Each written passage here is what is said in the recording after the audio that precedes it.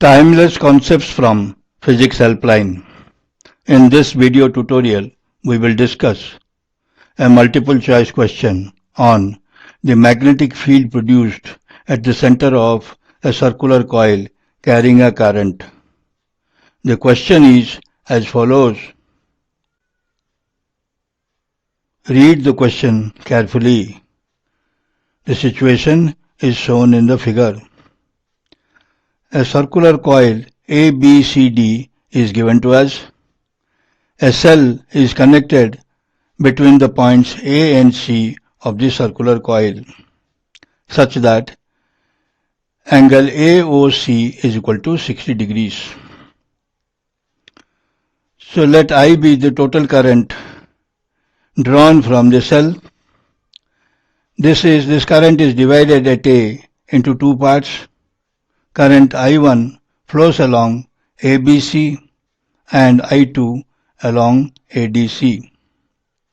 These currents produce a magnetic field at the center O. If B1 and B2 be the magnetic fields produced by ABC and ADC at O, then we are required to find the ratio B1 is to B2. Now for the answer, we will be using the equation B is equal to mu 0 Ni by 2R for the magnetic field produced at the center of a coil of radius R and N turns carrying a current I. Therefore, for the part ABC, the current is I1, radius is R, and let the number of turns of ABC is equal to N1, which is a fraction. We'll evaluate that fraction. So the magnetic field is given by B1 is equal to mu 0 N1 I1 divided by 2R. Similarly, for the part ADC, the magnetic field is B2, which is equal to mu 0 N2 I2 by 2R, where N2 is the number of turns corresponding to the length ADC of the circle, and the current through ADC is equal to I2. Taking the ratio B1 by B2, you see that mu 0 by 2R gets cancelled. So we get N1 I1 divided by N2 I2. Now we'll be using the value of N1 and N2 will be fractions. Let us understand how it can be a fraction. We see that if there is only one turn of radius R, then length of the wire L is equal to 2 pi R. Therefore, if there are n turns, then the length will be equal to n into 2 pi R. From this we can get the number of turns, the expression for number of turns n is equal to L divided by 2 pi R. We can further simplify this. We put L is equal to R theta. Using the equation theta is equal to L by R, we get L is equal to R theta. Therefore, n is equal to R theta divided by 2R. R getting cancelled, we get theta by 2 pi. When it is expressed in degrees, then we write n is equal to theta by 360 degrees. So when the total angle described is less than 360 degrees, obviously n will be a fraction. Now N1 is equal to L1 by 2 pi R. Similarly, we are using this equation. So L1 is nothing but the length ABC and L2 is the length ADC. So N1 is equal to L1 by 2 pi R and N2 is equal to L2 by 2 pi R, which gives N1 by N2 is equal to L1 by L2. Now we can put L1 is equal to R theta 1 and L2 is equal to R theta 2. Here we are using the equation theta is equal to L by R, cross multiplying we get L is equal to R into theta. So this is the length L1 and angle is theta 1. And ADC is length L2 and this angle is theta 2. So therefore we have got L1 is equal to R theta 1 and L2 is equal to R theta 2. Dividing we get L1 by L2 is equal to R getting cancelled. We get theta 1 by theta 2. Now what is theta 1? Theta 1 is this angle. Now if this is 60 degrees, then this is 300 degrees.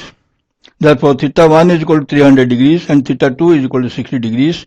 Therefore L1 by L2 is equal to theta 1 by theta 2, which is equal to 5.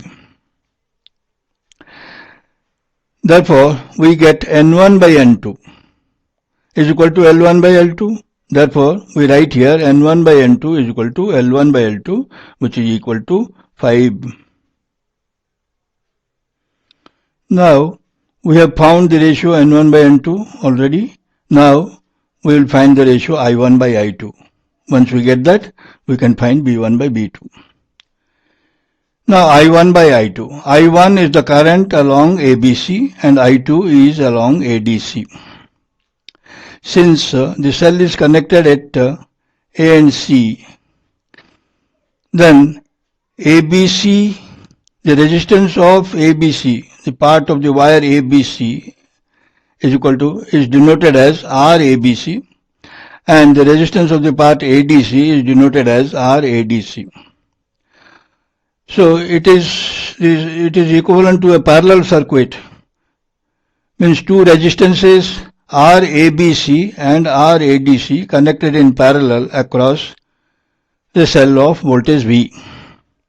Therefore, the current I1 is given by voltage across ABC divided by RABC. This is what we have put here. Similarly, current I2 along ADC is equal to voltage V divided by R into ADC. Therefore, the ratio I1 by I2 is equal to RADC divided by RABC. And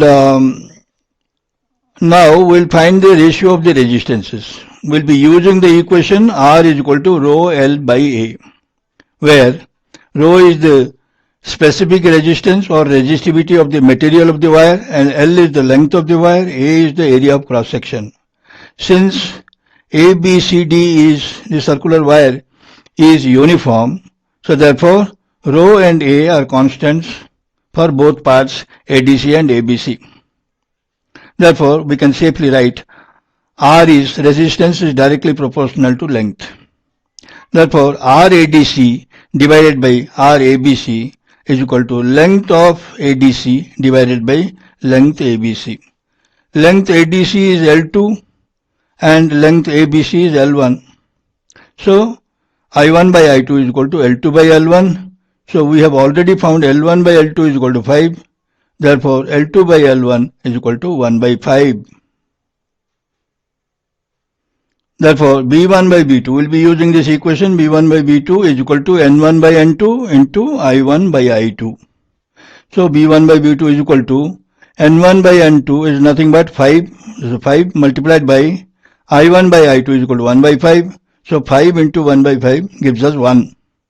Therefore B1 by B2 is equal to 1, which gives B1 is to B2 is equal to 1 is to 1, which is the answer to the question. Therefore the correct option is D. This completes the answer to the question. Thanks for watching. If the video is helpful, then please like, share and subscribe.